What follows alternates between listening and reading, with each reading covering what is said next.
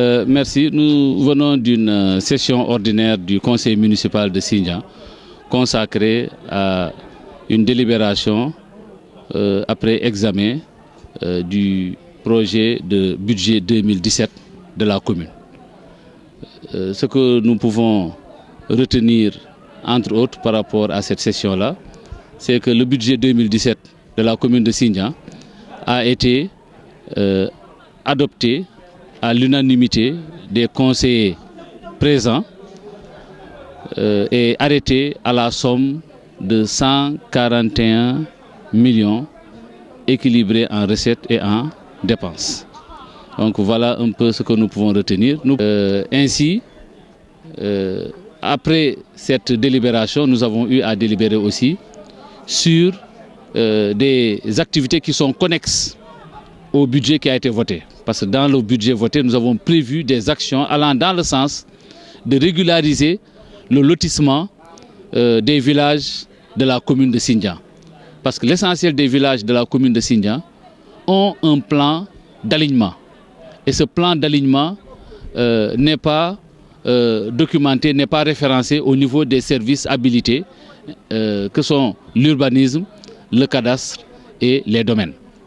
Donc, ils sont venus pour nous apporter un appui technique, les services techniques de l'urbanisme, les services du cadastre, les services des domaines, pour nous appuyer et nous aider à sensibiliser la population sur la nécessité de sécuriser les parcelles occupées, soit en termes d'habitation ou en termes d'exploitation agricole, à travers un peu la régularisation des plans d'alignement qui aujourd'hui sont considérés comme des lotissements alors qu'en réalité les dispositions n'ont pas été prises à ce niveau-là. Donc lors du débat d'orientation budgétaire, les priorités ont été toujours encore maintenues une nouvelle fois. L'éducation, la santé, la jeunesse, la culture, le sport ont encore retenu l'attention des conseillers. Au niveau de la santé particulièrement, les conseillers sont encore revenus sur la nécessité d'augmenter et de densifier davantage les plaidoyers pour ériger le poste de santé de Sindian en hôpital de niveau 1. Aujourd'hui, toutes les conditions sont réunies pour cela. Le poste de santé de Sindian polarise l'arrondissement en entier de Sindian. Et cet arrondissement, non seulement c'est un arrondissement qui est enclavé, mais c'est un arrondissement où il n'y a pas de route en bon état. Il y a des pistes de production. Si aujourd'hui, pour quitter Bignona et venir jusqu'à Sindian, il faut souffrir de 25 km de route en état, vraiment, je ne vais pas dire de dégradation très avancée, mais de route qui n'a d'existence que par rapport à son appellation. Parce que dans toute la zone du Sindian, il n'y a pas une route goudronnée. Donc cette seule route coloniale qui relie Bignona à Sindian est une route latéritique, mais qui aujourd'hui, avec l'érosion due un peu à la pluviométrie, présente un peu des difficultés en matière un peu d'évacuation de malades à partir de Sindian.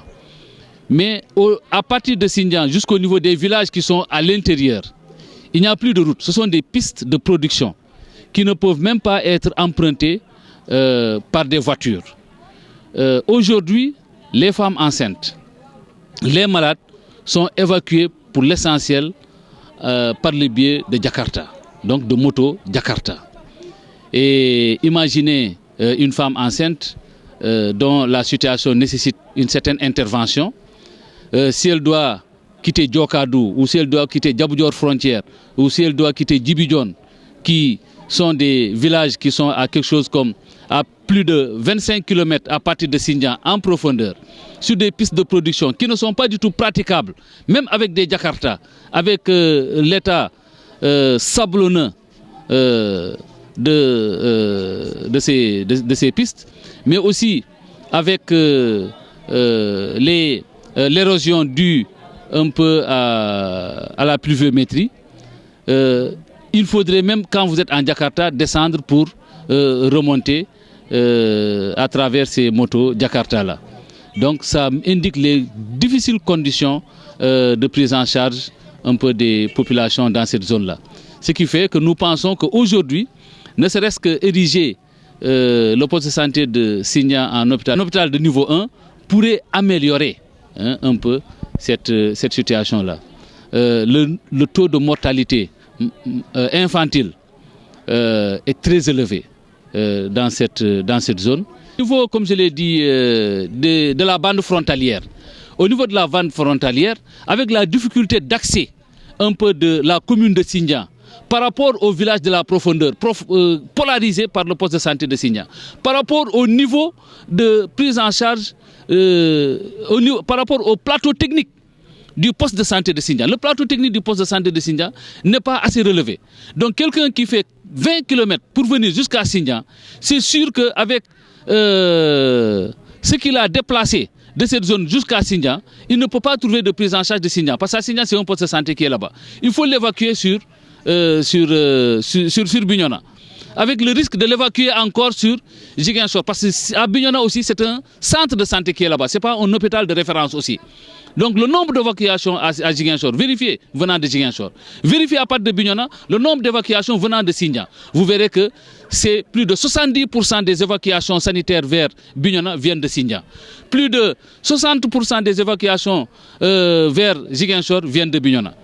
Donc, ces populations qui sont au niveau de la bande frontalière, vivant ce calvaire-là, sachant que pour venir à Signa, avec un risque de ne pas être pris en charge, ils ne peuvent le faire que par Jakarta, préfèrent aller se faire soigner en Gambie. Parce que à 5-10 km de la frontière gambienne, ils ont des hôpitaux de référence qui ont la possibilité de les prendre en charge. Mais malheureusement, au niveau de ces hôpitaux, puisque ce sont des hôpitaux subventionnés par le gouvernement gambien, ils exigent la nationalité gambienne. Sinon, vous payez 10 fois ce que le Gambien paye. Ce qui fait que les populations de cette bande frontalière-là renoncent à la nationalité sénégalaise au profit de la nationalité gambienne pour pouvoir bénéficier d'un minimum de prise en charge.